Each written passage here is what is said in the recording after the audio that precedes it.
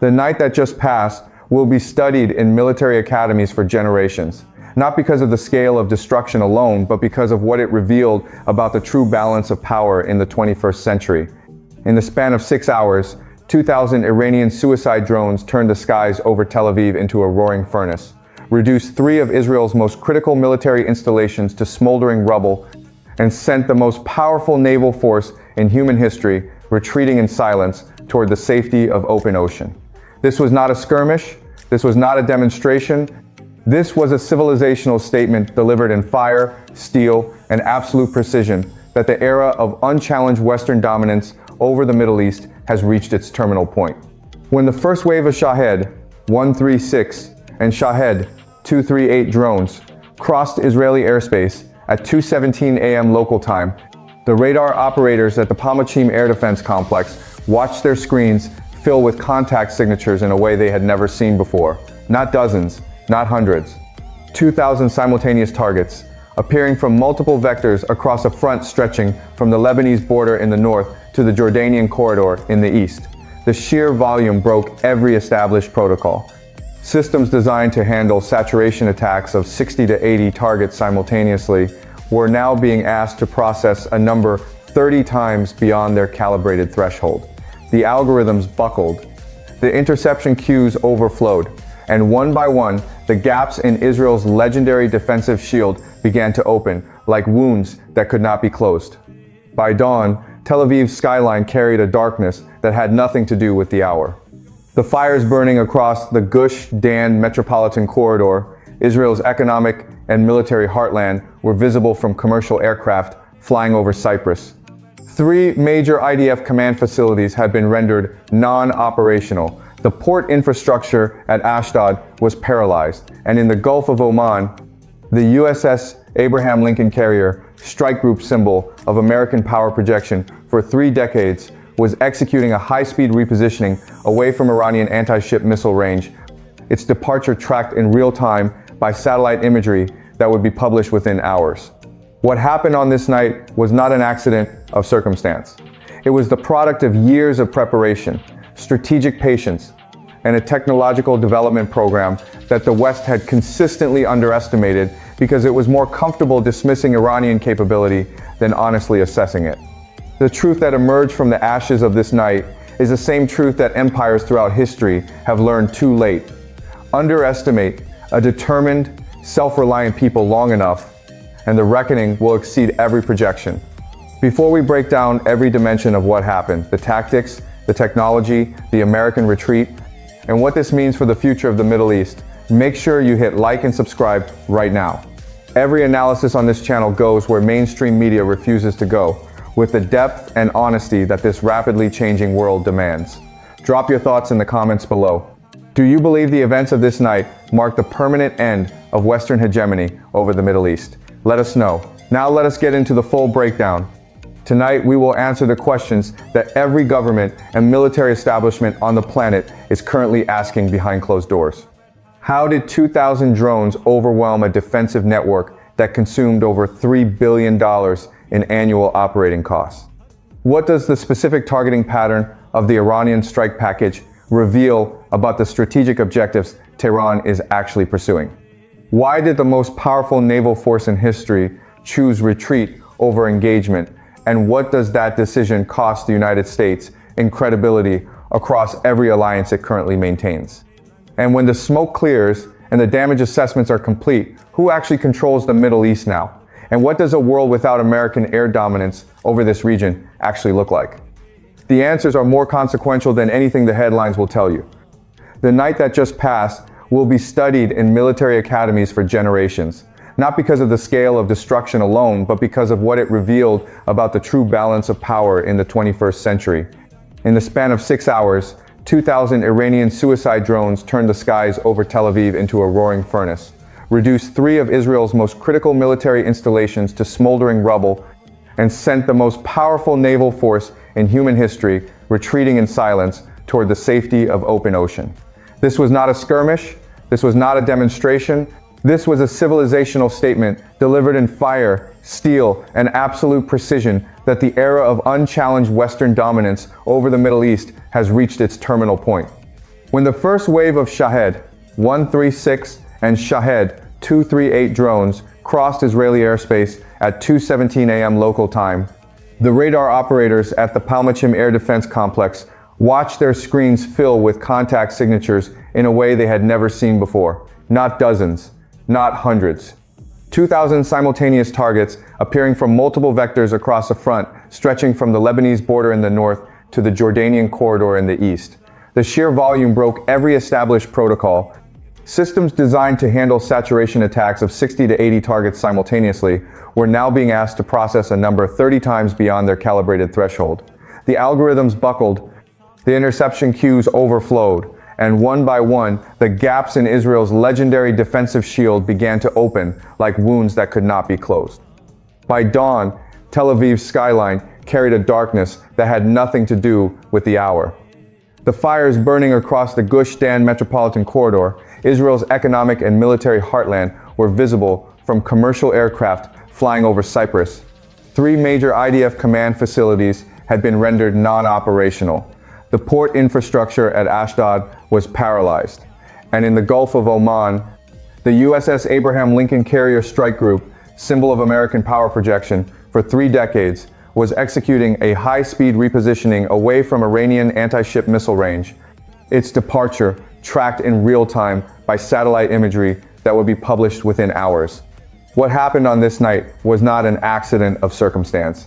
It was the product of years of preparation, strategic patience, and a technological development program that the West had consistently underestimated because it was more comfortable dismissing Iranian capability than honestly assessing it. The truth that emerged from the ashes of this night is the same truth that empires throughout history have learned too late. Underestimate a determined, self-reliant people long enough, and the reckoning will exceed every projection. Before we break down every dimension of what happened, the tactics, the technology, the American retreat, and what this means for the future of the Middle East, make sure you hit like and subscribe right now. Every analysis on this channel goes where mainstream media refuses to go, with the depth and honesty that this rapidly changing world demands. Drop your thoughts in the comments below. Do you believe the events of this night mark the permanent end of Western hegemony over the Middle East? Let us know. Now, let us get into the full breakdown. Tonight, we will answer the questions that every government and military establishment on the planet is currently asking behind closed doors. How did 2,000 drones overwhelm a defensive network that consumed over $3 billion in annual operating costs? What does the specific targeting pattern of the Iranian strike package reveal about the strategic objectives Tehran is actually pursuing?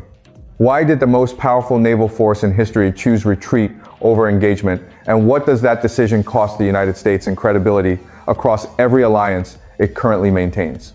And when the smoke clears and the damage assessments are complete, who actually controls the Middle East now? And what does a world without American air dominance over this region actually look like?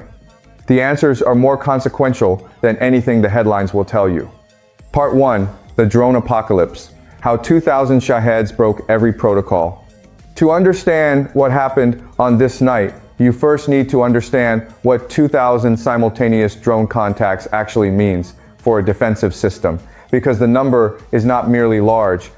It is specifically, deliberately, mathematically calibrated to exceed the physical and computational limits of the technology Israel has deployed. Iron Dome was designed as a point defense system. Its radar and fire control architecture was optimized to handle a defined number of simultaneous threats within a specific geographic engagement zone. The Tamir interceptor missile it fires travels at roughly 250 meters per second and requires a minimum engagement window to acquire, track, and intercept a target. In a standard operational scenario, the kind for which the system was genuinely designed, it performs with impressive reliability. But standard operational scenarios involve dozens of targets, not thousands. The engineering assumptions baked into every layer of the system's design simply do not extend to what Iran deployed on this night. The opening wave consisted of approximately 600 Shahed 136 Delta Wing loitering munitions, the baseline platform that has now been battle tested extensively and whose operational characteristics are well documented.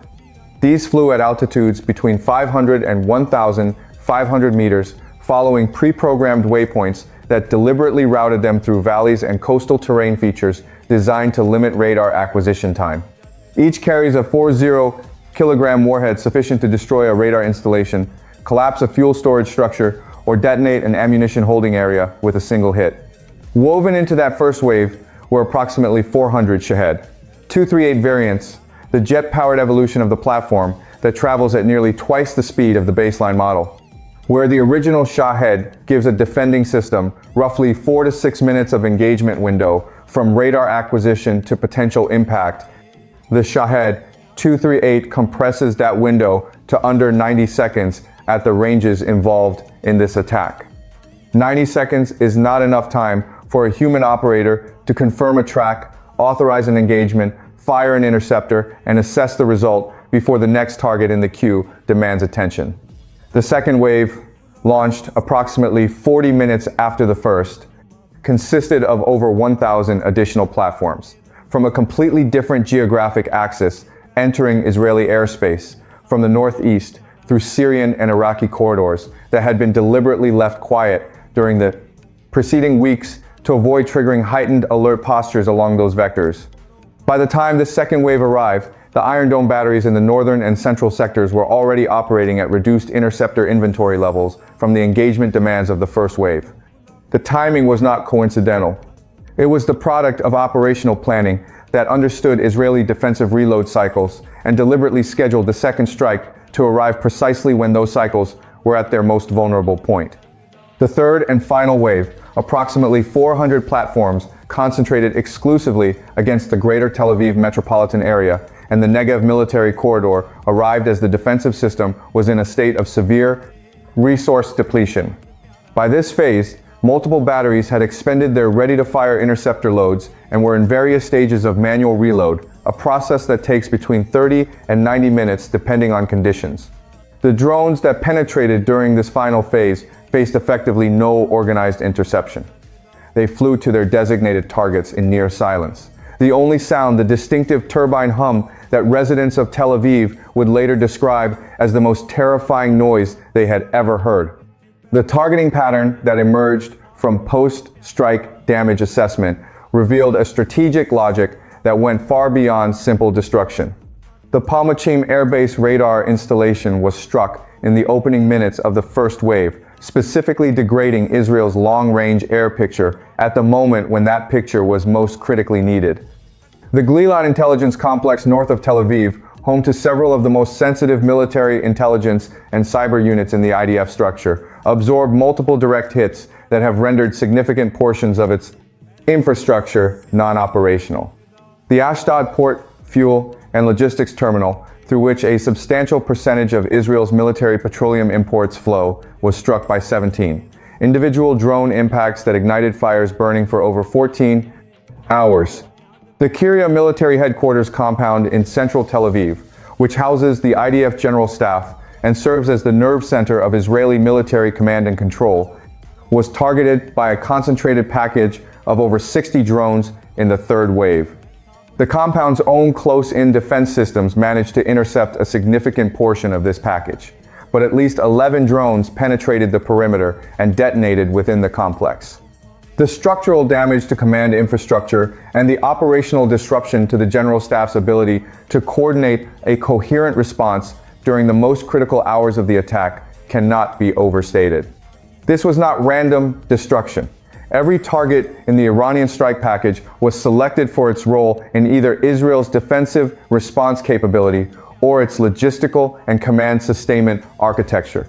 The message was precise. Tehran was not trying to terrorize the Israeli population.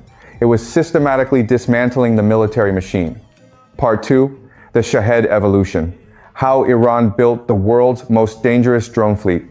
The Western defense establishment spent years dismissing the Shahed family of loitering munitions as crude, unsophisticated weapons, cheap copies of outdated concepts that a technologically advanced adversary could handle with ease. That dismissal was always more comfortable than honest, and the events of this night have permanently retired it. What Iran has built in the Shahed program is not a crude copy of anything.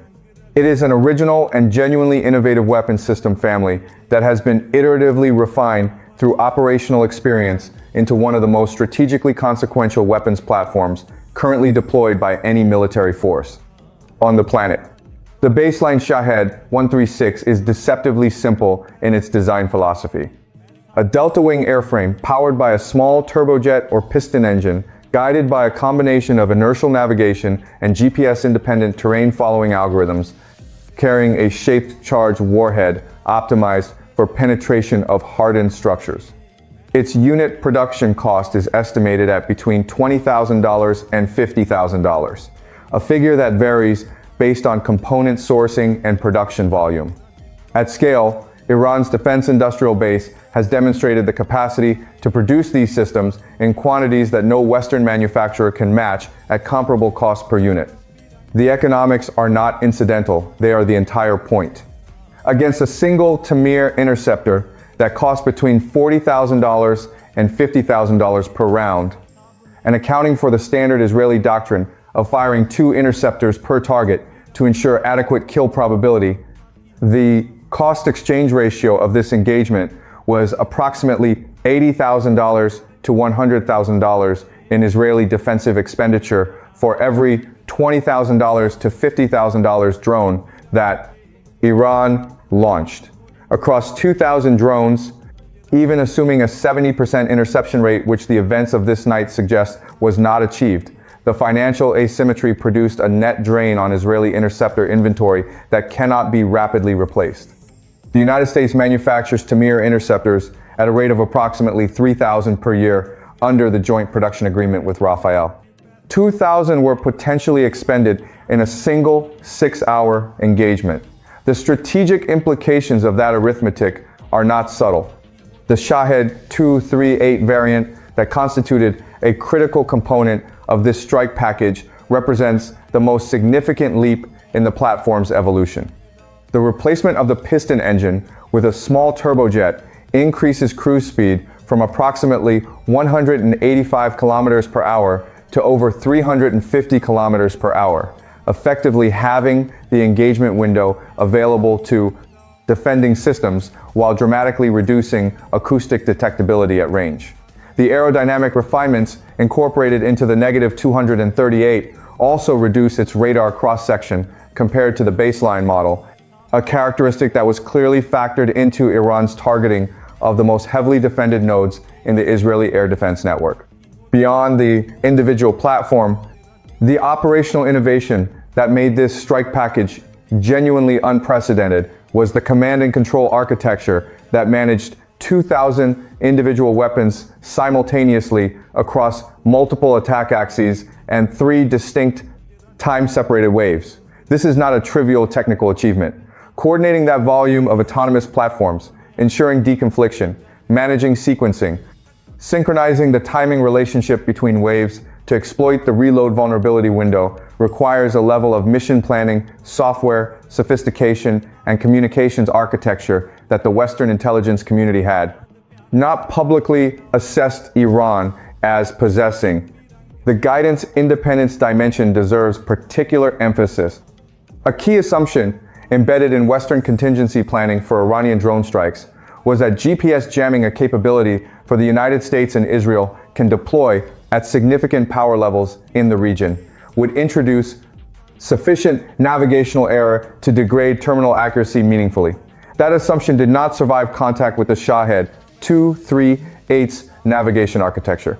The combination of inertial measurement unit dead reckoning, terrain following radar altimetry, and optical scene matching terminal guidance produced impact accuracies that GPS jamming could not meaningfully degrade. Multiple strike packages hit within meters of their designated aim points, despite active American jamming operations throughout the engagement window. The self-reliance narrative embedded in this technological reality carries a weight that transcends the purely military dimension. Every component of the Shahed family, from the composite airframe materials to the engine systems to the guidance electronics to the warhead chemistry, is domestically produced within Iran's defense industrial ecosystem. 5 decades of comprehensive economic sanctions, technology transfer restrictions, and export control regimes did not prevent this development. They accelerated it by removing any alternative path and concentrating Iranian engineering talent and national resources on the single objective of building what external pressure was designed to prevent. The irony is structural and complete. The tools intended to guarantee Iran's strategic impotence became the primary motivation for achieving the strategic capability that now confronts their architects. Part 3. The American Retreat. What the USS Abraham Lincoln's departure really means. At 4:43 a.m. Gulf Standard Time, satellite tracking data confirmed what American defense officials would spend the following hours carefully, not confirming publicly. The USS Abraham Lincoln Carrier Strike Group, accompanied by its full complement of escort vessels, including 2 Arleigh Burke-class destroyers and a Ticonderoga-class cruiser, had increased speed and altered course away from its operating position in the northern Gulf of Oman toward a station approximately 400 nautical miles further from the Iranian coastline. The official characterization from Pentagon spokespersons that this represented a routine tactical repositioning consistent with standard force protection protocols is a phrase specifically engineered to be true in its literal content while being entirely misleading in its operational significance. Every repositioning of a naval vessel is technically routine in the sense that it follows established procedures. What is not routine is a carrier strike group vacating a forward operating position in the middle of an active regional conflict involving its closest regional ally at the precise moment when that ally is absorbing the largest drone attack in the history of modern warfare. What drove the decision was the convergence of 2 threat streams that the strike group's own defensive assessment concluded could not be simultaneously managed within acceptable risk parameters. The first was the activation of Iran's shore-based anti-ship missile batteries along the Makran coast, specifically the Khalij Fars anti-ship ballistic missile system, which is a maneuvering re-entry vehicle variant with a seeker head designed specifically to acquire and track large naval surface targets in the terminal phase. The Khalij Fars travels at hypersonic velocities in its terminal dive, and its maneuvering capability in the final seconds of flight presents a fundamentally different interception problem than conventional anti-ship cruise missiles.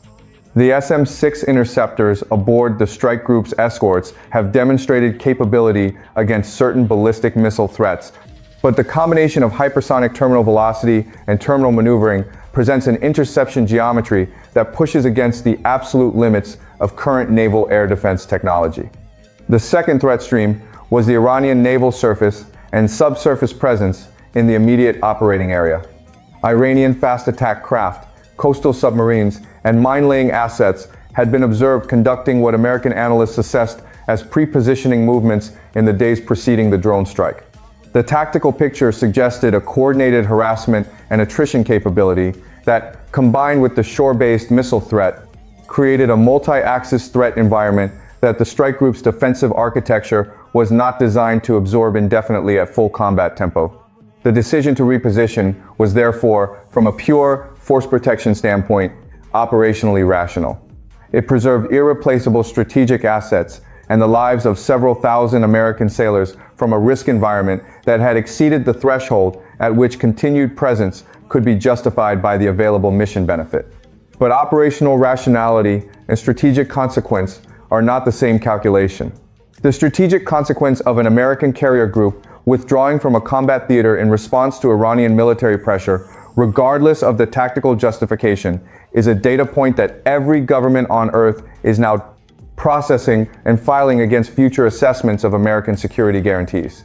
For Israel, the departure of the Lincoln Strike Group from forward operating range carried an immediate and concrete operational implication.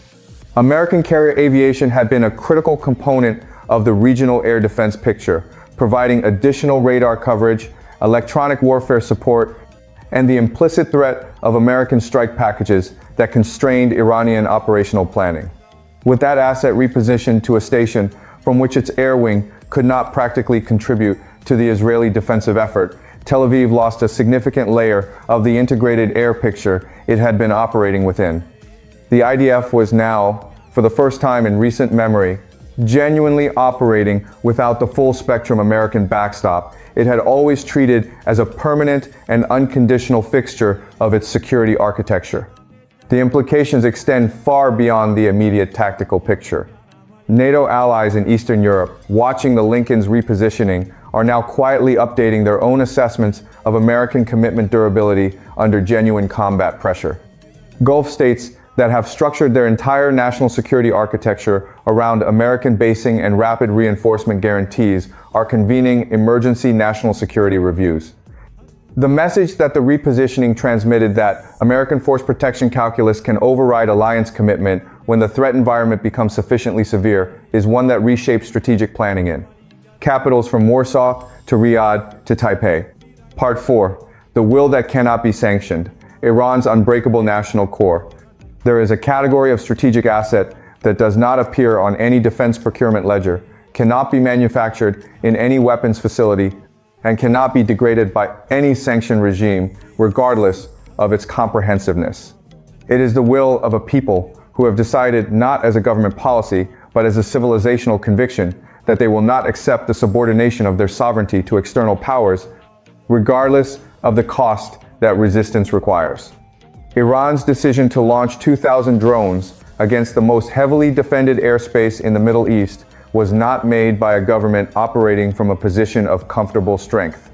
It was made by a leadership operating under the weight of 5 decades of comprehensive economic warfare, the targeted assassination of its most senior military commanders and nuclear scientists, repeated acts of sabotage against its industrial infrastructure, and the continuous threat of military attack from a nuclear-armed regional adversary backed by the world's preeminent military superpower.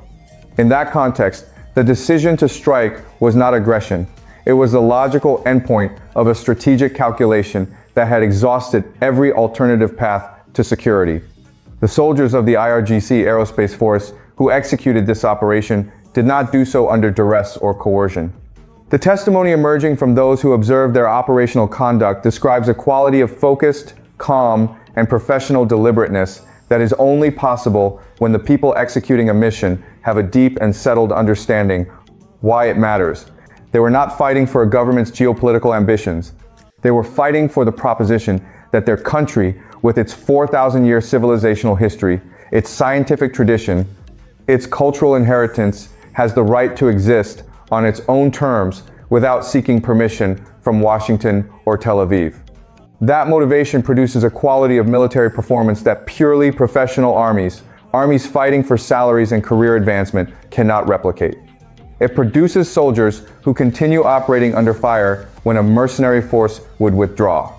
It produces engineers who find solutions to technical problems that foreign procurement would solve more easily, because the alternative to finding those solutions is permanent technological dependency. It produces a national defense industrial base that builds functional hypersonic weapons under sanctions conditions that were specifically designed to make that impossible. Compare this with what was observed on the Israeli side during the same night. The IDF, for all its genuine technical sophistication and operational experience, is a military that has spent decades conducting asymmetric operations against adversaries with no credible capacity for large-scale offensive retaliation. The psychological and institutional adaptations that result from that operational environment are not the adaptations that prepare a force for what it faced on this night.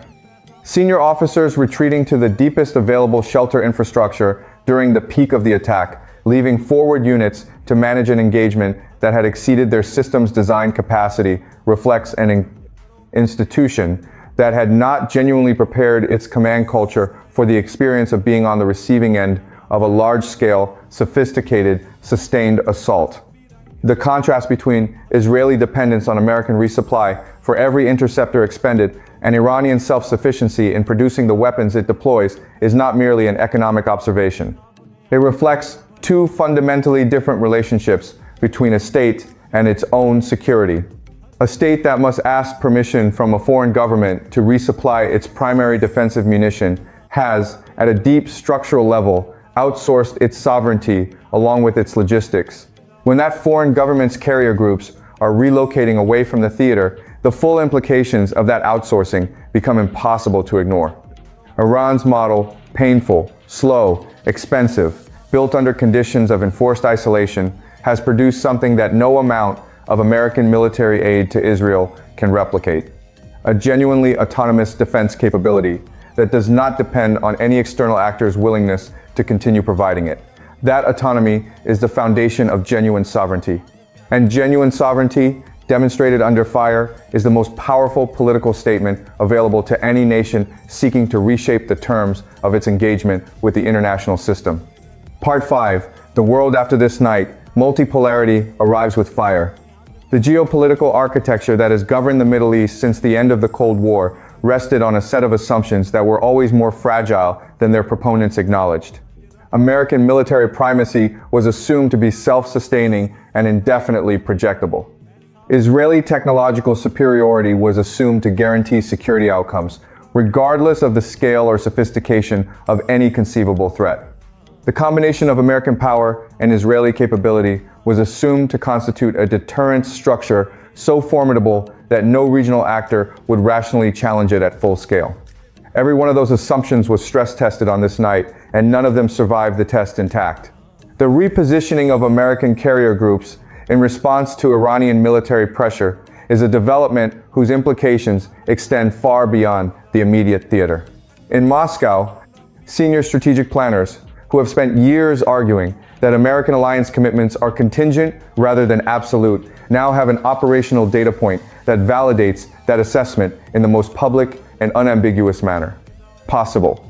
The Kremlin's response to the night's events was characteristically measured in its public expression and almost certainly far more animated in its internal deliberations. Russia has maintained a complex and carefully managed relationship with Iran, deep enough to include meaningful defense technology cooperation across multiple domains, calibrated carefully enough to avoid the kind of direct entanglement that would trigger Western escalation responses. The events of this night validate that strategic investment without requiring any additional Russian action or expenditure. In Beijing, the calculation is similarly favorable. China's relationship with Iran spans energy supply agreements, infrastructure investment under the Belt and Road framework, and defense technology cooperation that Western intelligence services have tracked with increasing concern over the past several years. The demonstration that Iranian military capability, partially enabled by Chinese technology transfers and diplomatic cover, can successfully challenge the American-Israeli security architecture in the most direct possible way strengthens Beijing's negotiating position across every bilateral relationship in which American security guarantees are a relevant factor.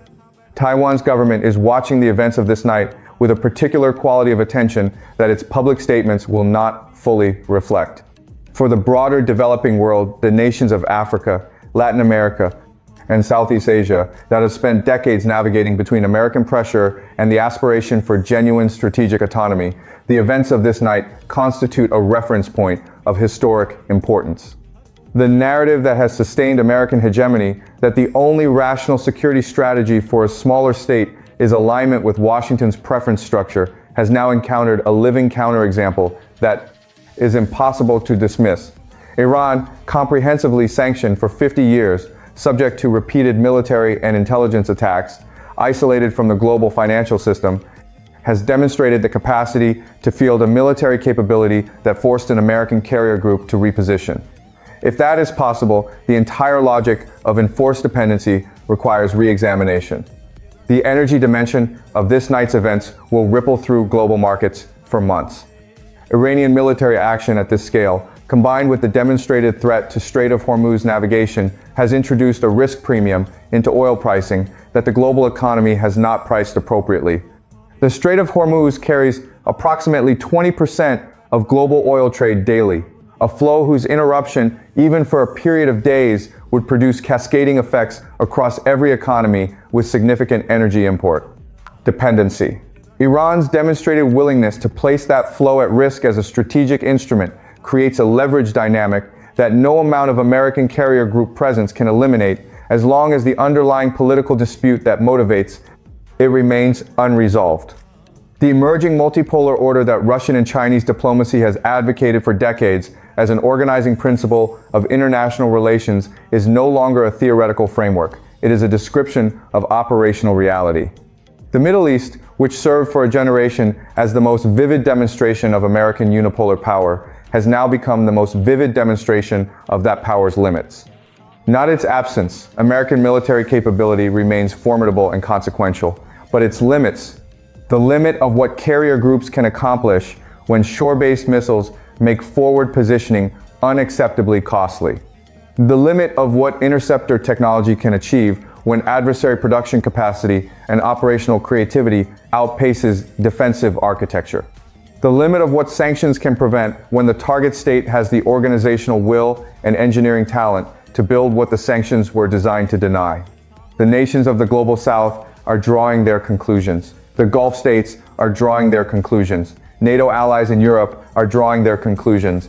And in Tehran, a leadership that has spent decades under conditions designed to produce its strategic impotence is drawing a conclusion of its own, that the road they chose, difficult, costly, isolating, and unrelenting in its demands, has led to this night where the world's most powerful military alliance was forced to acknowledge the limits of its power against a self-reliant people who refused to accept the role assigned to them.